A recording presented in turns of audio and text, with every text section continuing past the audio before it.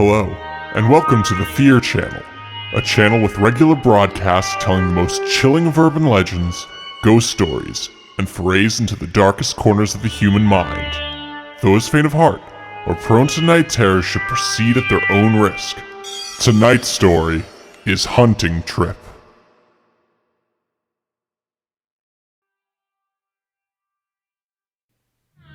This all started when I was back in college and wanted to get out into the woods more. It was a Friday night. I had originally planned to head out the following morning in order to go boar hunting, but nothing was going on that evening. So my friend JD and I decided to head out early, like super early. JD is an Eagle Scout, not prone to being spooked very easily, and I've been hunting in places ranging from the deep south swamps to Alaska. We pack up all our stuff and leave his place around 12:30 a.m. After stopping for energy drinks and beef jerky, every hunter's best friends, we end up getting out there around 2:15 a.m. We'd hunted this area for boar many times in the daylight, seen tons of deer, squirrels, and even a baby fawn that fell asleep by the warmth of our car engine once. Basically, a nice place. We pull in off the gravel tract, 40 miles from town and about 3 miles from a podunk gas station / deer check station. We decide not to fuck about in the woods at night. We'd had a mountain lion walk in our tracks on a previous hunting trip. So we decide to roll down the windows and try and take a short nap. Instantly we're hit with this nasty, cloying, sickly sweet odor. I just brush it off going, just some wet deer. Should mean our scent won't travel far in the heavy damp air. JD just looks at me and says, "That smells like death, bro. Like a cow that's been out in the sun too long." I launch into a diatribe about him being a gigantic pussy and how he should just deal with it. In any case, since we don't want to be mucking about in a woods that's home to mountain lions in the dead of night, or be accused of night hunting by a ranger, we decide to go check and see if the podunk gas station is open. Surprise, JD's shitty old 4-banger won't start. Fine, looks like it's a nap followed by hunting while we wait for some toothless mechanic to come jumpstart his car. All the while, the smell just seems to be seeping in through the vents and cracks in the windows. It gets to the point where I'm actually retching in the car. Enough's enough, and we decide that if something had gone and died, we'd prefer not to be stuck in a gigantic tin can right beside the corpse. We got out of the car, parked in the middle of this gravel parking area surrounded by tall grass on the north side and woods on the others. A swamp was to the direct west, full of boar, deer, and critters. As I'm sitting there loading up the magazine to my rifle, JD just keeps scanning the tree line with his eyes. To anyone who's from Europe or anyone in the north, hunting in the swamps is close quarters. We hunt boar with semi-automatic rifles in the south. You want a quick follow-up shot in case the 400-pound ball of muscle with 8-inch tusks decides to charge you from 20 to 30 yards out. Something got his hackles all up, but I'm feeling fine, so I just dismiss it as him being stupid. Anyways, we suited up and made our way down to the small footpath, about 1 to 2 feet wide, that winds its way down into the swamp. However, reaching the tree line, we both just stopped, staring into the woods for a few minutes before either of us spoke. It was almost like shining a flashlight down a mine shaft, where the darkness sort of dissipated the light.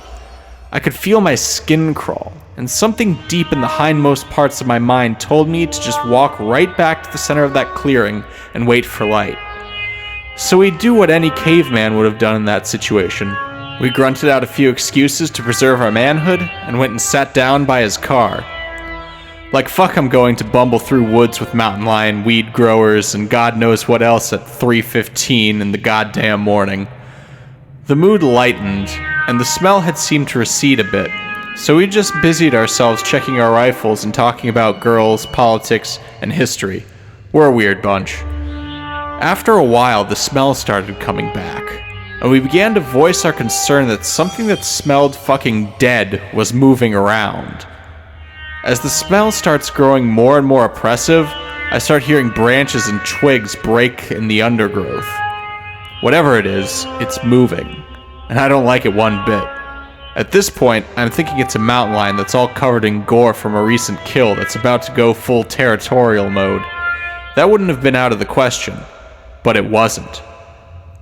As I strained to hear where it was, I noticed that the snapping didn't come from the pat, pat, pat, pat of a four-legged animal. It resembled the crunch, crunch, crunch, crunch of a novice hunter picking his way through the undergrowth.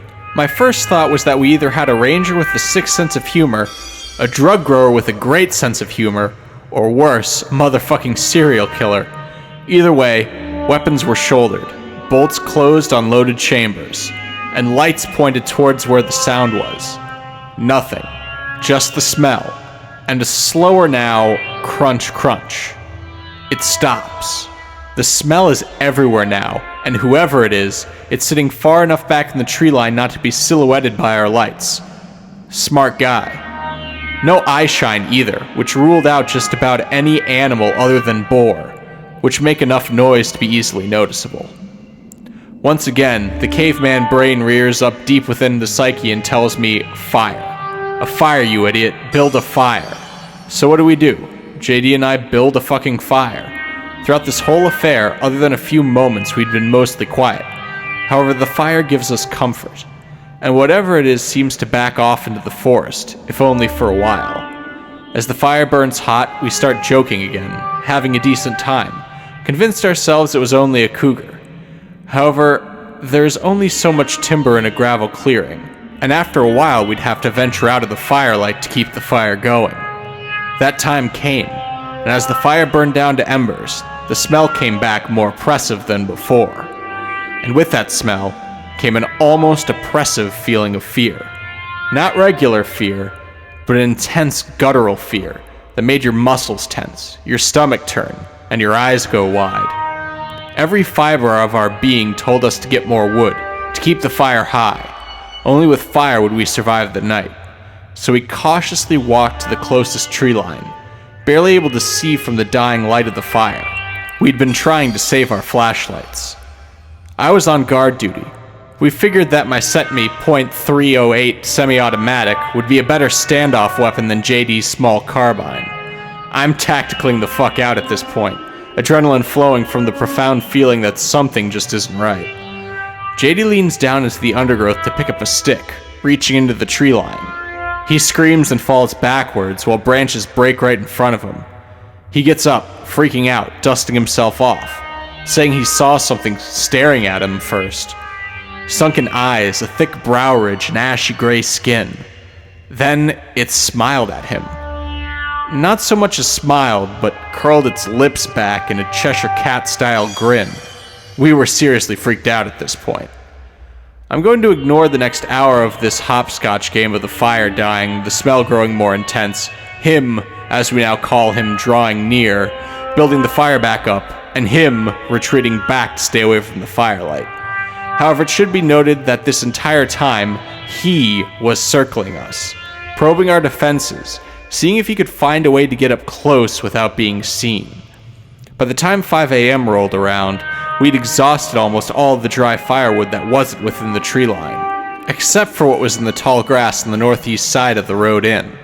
We, of course, do what we have to do, and slowly pick our way over to the tall grass. By this point, I have taped a flashlight to my rifle, and switch it on as we leave the fire to get some dry grass. As JD is filling his hand with tinder, I check my right-hand side and look down the road. I wish I hadn't. Just as I swing my flashlight over the road, I see him for the first time. It's grayish-black, with either slouching skin or matted gray fur. I honestly couldn't tell.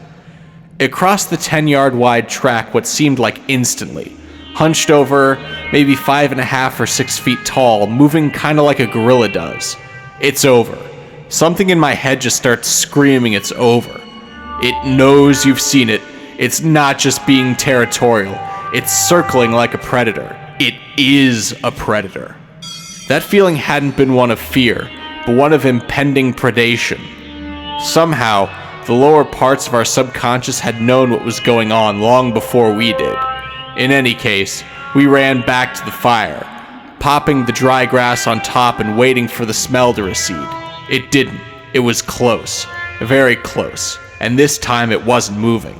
We ran back to JD's car and listened as it passed behind the front of his car back into the trees. In a burst of brilliance, I decide that we either make the 3-mile run through the dark countryside to the gas station and pray the lights are on, or we build a fire big enough that one of the farmers or someone driving the main road can see it. We end up deciding that sprinting 3 miles through dark countryside, guns on our backs, could at the worst get us devoured by him or shot by a terrified farmer. So we do the next best thing. I pull a fucking small tree out of the ground. I'm not talking about a bush, I'm talking about 8 to 9 foot tall tree. It's amazing what adrenaline can do for you. It's so much adrenaline where your facial muscles are drawn tight and your eyes dilate to being nearly black. JD's description of my face. In any case, the fire burns bright, very bright, and after a while, he retreats further into the woods. This fucking tree burned a long ass time. Eventually, maybe 30 minutes after throwing the tree on the fire, 3 lifted trucks come barreling down the road and fly into the gravel parking area. The first truck had an obscene amount of those off-road lights on the bull barn roof, which lit up the whole glade like the fucking sun. The smell almost goes away entirely. Still there, but almost imperceptible. No one gets out of the first truck. A man wearing a National Guard t-shirt and AccuPants hops out of the second truck with his hands on his hip, concealed pistol. He questions us for about 10 minutes, making us disarm, clear our chambers, and set our rifles in JD's car. He tells us that there's a burn ban, we shouldn't be out here fucking around, etc., etc. We explain our car died when we came out hunting, and made that as a signal fire. He just looks at us strangely at the word hunting, walks back to truck number 1, comes back, tells us not to come back there unless we have all our ducks in a row. Truck 3 drives over and a man hops out to jumpstart our car. I shake his hand and thank him profusely, and he gives me a worried but sympathetic look. He doesn't say much but walks back to his truck and drives away. Truck 2 drives away shortly thereafter. Once we've got all of our shit packed up, Truck 1's window rolls down and a rather fat man in a polo calls me and JD over. "There's no boar here, boys. If you're hunting for boar, you best be looking further on down the road. At least the other end of the county." Bullshit. Tons of boar in there. But I don't say that. I'm not going to mouth off to the hillbilly militia that just saved my life. So I thank him for his advice. JD and I get back in his car, debating whether he had gone away with all the commotion. Just as soon as Fatty McLightbar had pulled out, the smell returned yet again. Nope, we're out. Hop on the gravel road, drive to the highway, drive past a few farms, and make our way towards the western border of the county. We notice we're being followed by a small white Honda after a while. Guess who's sitting in the front seats? Fatty McLightbar and hillbilly militiamen. They follow us all the way out of that county, then turn around. In any case, I've been debating about going back there with a couple more people to hunt him. But I'd like to know what exactly I was dealing with. This is, of course, not touching the fact that the hillbilly militia patrol seemed to know more than they were letting on.